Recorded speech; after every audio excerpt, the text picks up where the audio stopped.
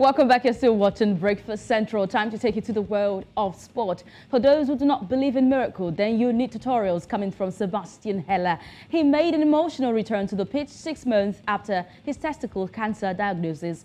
The Borussia Dortmund striker was subbed on during a club friendly against Fortuna Düsseldorf. It was his first time on the pitch following his testicle cancer diagnosis.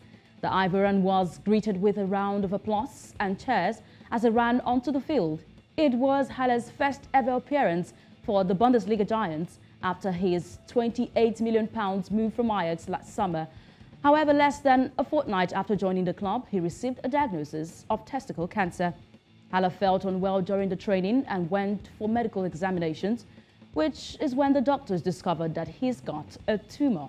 But it was so great to see that Haller was substituted there, brought on later on in that first friendly for the Bundesliga Giants. Looking at the Ivory Coast striker having to don the yellow-black jersey was a great thing to see. He has beaten cancer at this time, and we're hoping that he stays healthy through the rest of the season. Let's move away from that, tell you an update from the CHAN Championship as Morocco Football Federation, the FRMF, says its request for the Moroccan team to fly directly to Constantine to take part in the African Nations Championship, CHAN, has still not received any official response from their host country, Algeria, and the Confederation of African Football, CAF.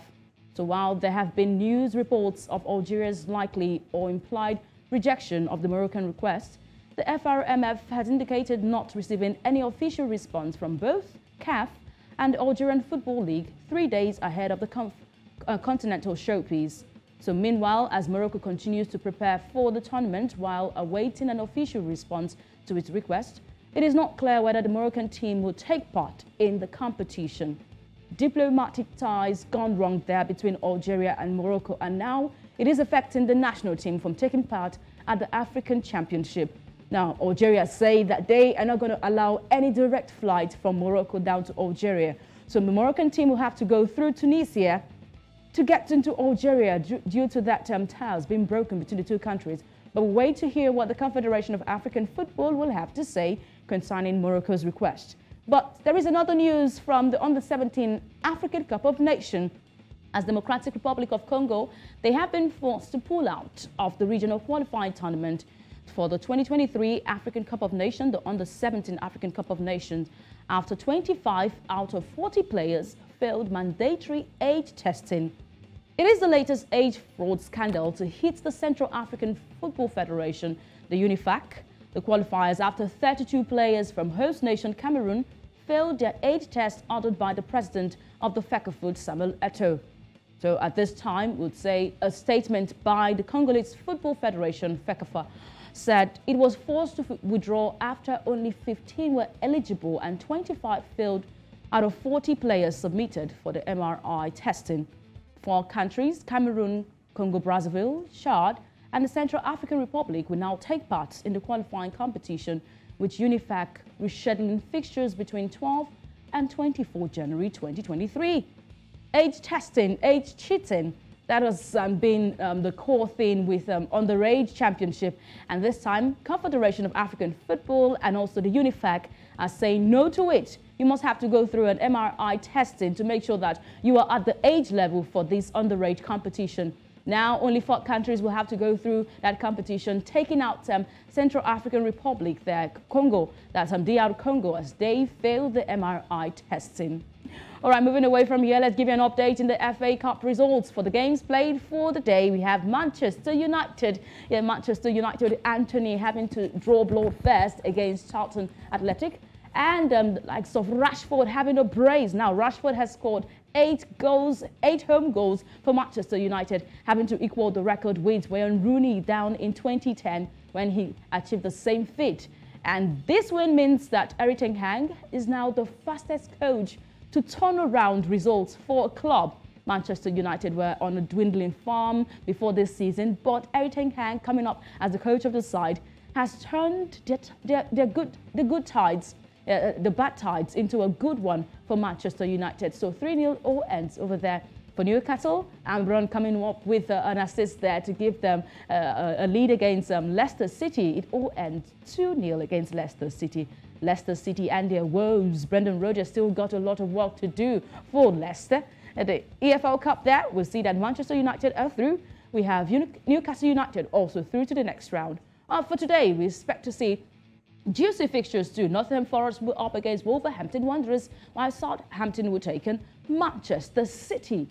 Oh, we wait and see what it's going to be. Will it be a rain of goals? Or we'll have Southampton coming up with a big shocker for those with seats at the second place of the English Premier League standings, Manchester City. So there you have it, sport update at this time. Back to you, Osa and Olive.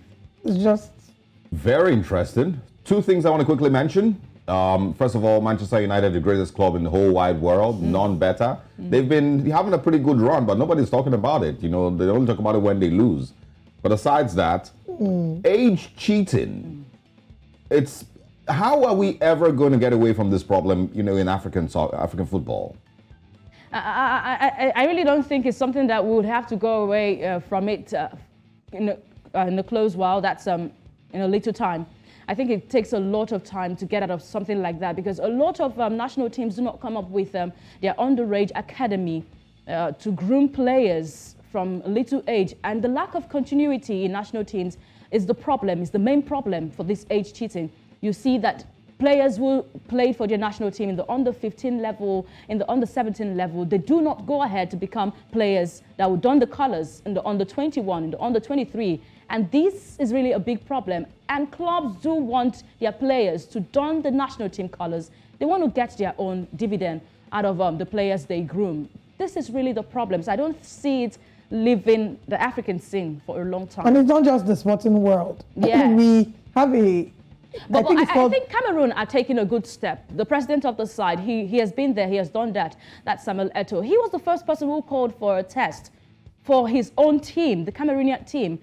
32 players out of them failed the test. So he had to go back to regroom other players, and it's just 3 days to the competition. So he's taking the first step. That is a good step in the right direction.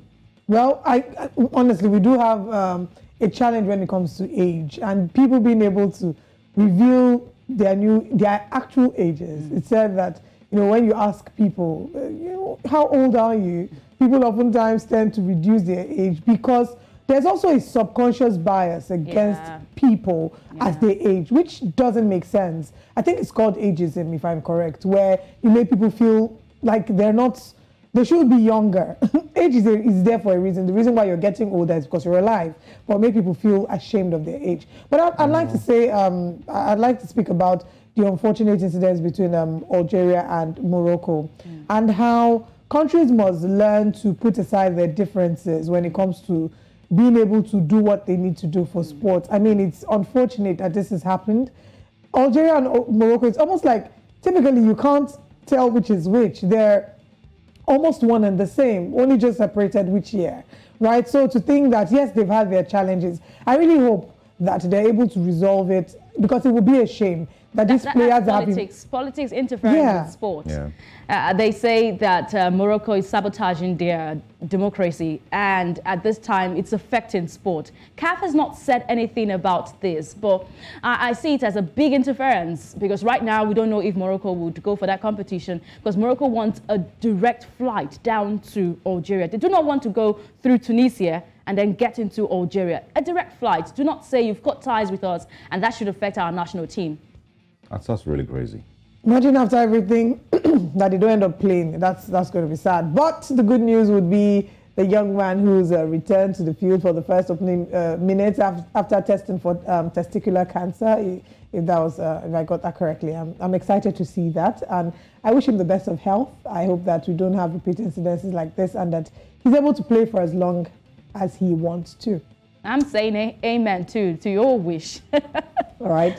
Thank you very much, Onye Obara, for bringing us all the headlines in the world of sports. We'll see you outside the studio after the show.